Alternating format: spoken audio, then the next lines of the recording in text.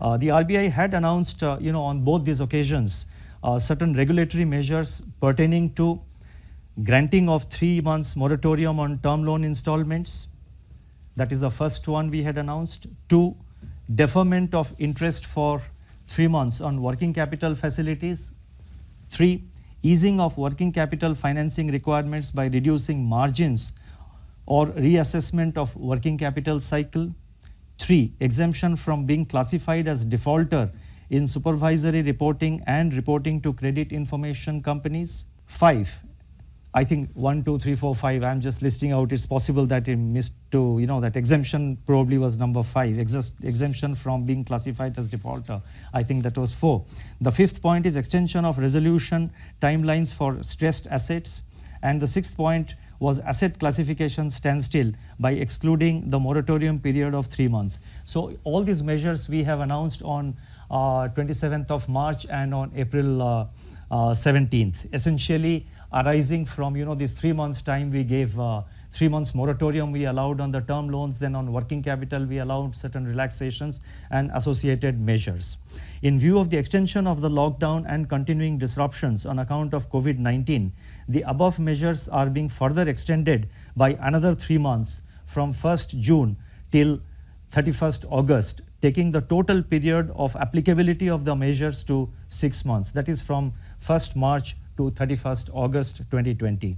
The regulatory and developmental measures which we announced today, they are being done to complement and amplify the reduction in the policy repo rate decided by the MPC. The decision of the MPC to reduce the policy repo rate and maintain the accommodative stance of monetary policy provides the opportunity for the RBI to announce certain additional measures against the backdrop of a deteriorating outlook for economic activity.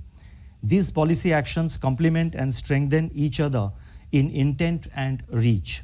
The measures being announced today can broadly be delineated under 4 categories. 1, measures to improve the functioning of markets and market participants.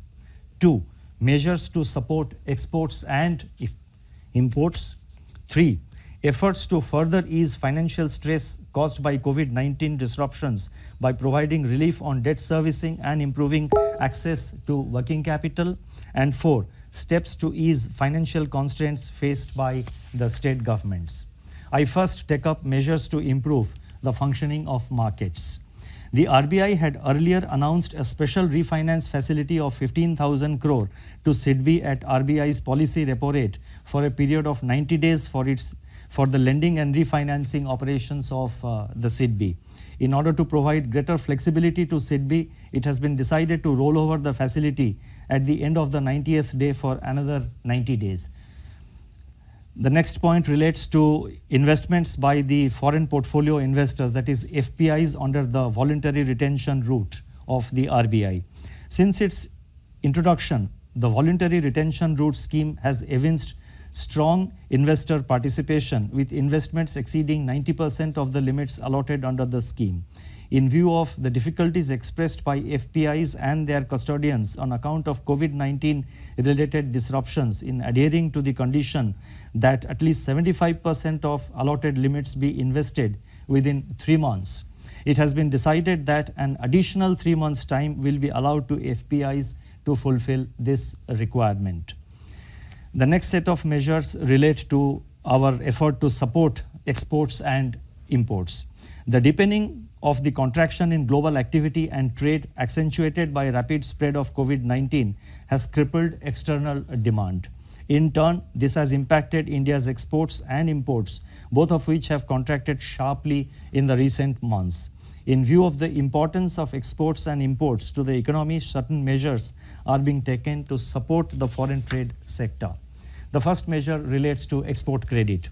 In order to alleviate genuine difficulties being faced by exporters in their production and realization cycles, it has been decided to increase the maximum permissible period of pre-shipment and post-shipment export credit sanctioned by the banks from the existing 1 year to 15 months for disbursements made up to July 31st, 2020. It has been decided to extend a line of credit of rupees 15,000 crore to the Exim Bank for a period of 90 days with rollover of up to 1 year so as to enable it to avail a US dollar swap facility. Next measure relates to extension of time for payment for imports. With a view to providing greater flexibility to importers in managing their operating cycle in a COVID-19 environment, it has been decided to extend the time period for completion of outward remittances against normal imports, that is, excluding import of gold, diamonds, and precious stones and jewelry, into India from 6 months to 12 months from the date of shipment of such imports made on or before July 31st, 2020. In view of the current difficulty in raising resources from capital markets, the group exposure limit of banks is being increased from 25% to 30% of eligible capital base for enabling the corporates to meet their funding requirement from banks. The increased limit will be applicable up to June 30th, 2021. In order to ease the bond redemption pressure on the states, it has been decided to relax the rules governing the withdrawal from the Consolidated Sinking Fund, that is CSF, while at the same time ensuring that depletion of fund balance is done prudently.